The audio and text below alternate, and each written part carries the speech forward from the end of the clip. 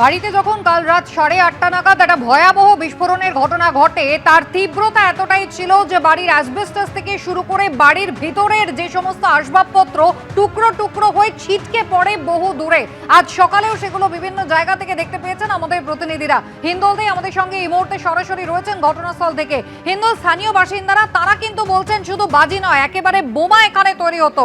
স্থানীয় বিধায়ক তিনি বলছেন এরা লাইসেন্স নিয়ে ব্যবসা করতেন, কিন্তু যাদের বিরুদ্ধে সব থেকে বেশি অভিযোগ সেই পুলিশ প্রশাসন, এখনো পর্যন্ত তাদের কি ভূমিকা? একেবারেই দেখো, পুলিশ প্রশাসনের ভূমিকা নিয়েই কিন্তু বড়সড় প্রশ্ন উঠছে। তোমাকে বলে রাখি, যদিও স্থানীয় বিধায়ক বলছেন যে লাইসেন্স নিয়ে ব্যবসা চলছিল তার কথা অনুযায়ী, কিন্তু লাইসেন্স নিয়ে ব্যবসা করতে গেলে যে ধরনের নিয়মাবলী মানতে হয়, অর্থাৎ কিনা যে ধরনের নিরাপত্তার বিষয়টা সুনিশ্চিত করতে হয়, তার চিহ্ন কিন্তু এখানে নেই। ক্যামেরা পার্সন অজয় দাসকে বলবো একবার ছবিটা দেখাতে, যেখানে দেখা যাচ্ছে যে বাড়িটা কিন্তু ভাঙাচোরা অবস্থায় রয়েছে। একেবারে গোটা যে বাড়ির পিছনের অংশ, সেই বাড়ির পিছনের অংশটা কিন্তু পেছনের যে ইটের দেওয়াল, সেই দেওয়াল কিন্তু বাইরে বেরিয়ে এসেছে এবং যে আলমারি রয়েছে সেই আলমারি দুমড়ে মুচড়ে বাইরে এসে পড়েছে।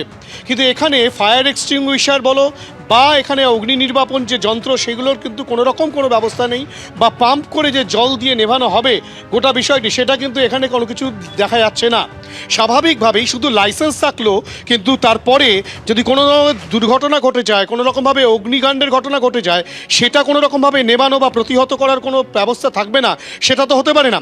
শুধুমাত্র একটা লাইসেন্স নেওয়া হলো, এবং অধিকাংশ ক্ষেত্রেই যেটা দেখা যায় যে বাজি মজুত করার লাইসেন্স থাকে, এখানে বাজি তৈরি করার লাইসেন্স কি আদৌ ছিল, সেটা নিয়ে একটা বড়সড় প্রশ্ন। তার পাশাপাশি এই বাড়িরই সদস্যরা অভিযোগ করছেন যে তারা যেটা বলছেন যে এখানে কিন্তু পুলিশ মাসোহারা নিয়ে যেত, পুলিশ কিন্তু গোটা বিষয়টি জানে।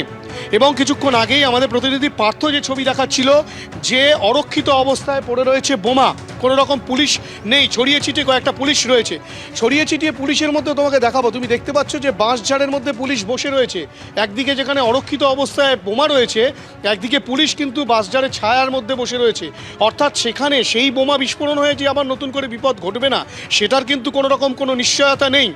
স্বাভাবিকভাবেই পুলিশের এই যে ঢিলে ঢালা মনোভাব, সেটা কিন্তু একেবারে স্পষ্ট হয়ে উঠছে বেশ কয়েকটুকরো ছবি থেকে স্পষ্ট। পুলিশ ছায়ায় বসে রয়েছে, একদিকে অরক্ষিত অবস্থায় বস্তাবন্দি বাজি রয়েছে, বারুদ রয়েছে, একদিকে বাড়ির ভাঙা অংশ পড়ে রয়েছে, যেই ভাঙা অংশে কিন্তু ভয়াবহ বিস্ফোরণ ঘটেছে। এবং এখানে কিন্তু শুধু শব্দবাজি ছিল বলে মনে করছেন না স্থানীয়রা, এবং এখানকার বিরোধী দলের লোকজনও যেটা বলছেন যে এখানে সম্ভবত বোমা তৈরি হতো, বোমা তৈরির কারখানা ছিল, এটা বোমা মজুদ ছিল, সেই কারণেই কিন্তু এই ভয়াবহ বিস্ফোরণ, এবং যার পরিণতি 8টা প্রাণ চলে যাওয়া।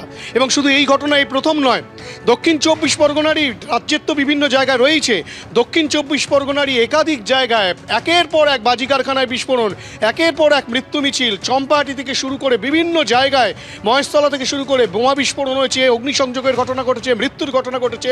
প্রশাসন শুধু বক্তব্য রাখছে যে ব্যবস্থা নেওয়া হবে, বা তৎক্ষণাৎ কোনো রকম একটা ব্যবস্থা গ্রহণ করা হলেও পরবর্তী ক্ষেত্রে যে কে সেই পরিস্থিতি, এই ঘটনা কিন্তু আবারও সেটা চোখে আঙুল দিয়ে দেখিয়ে দিল।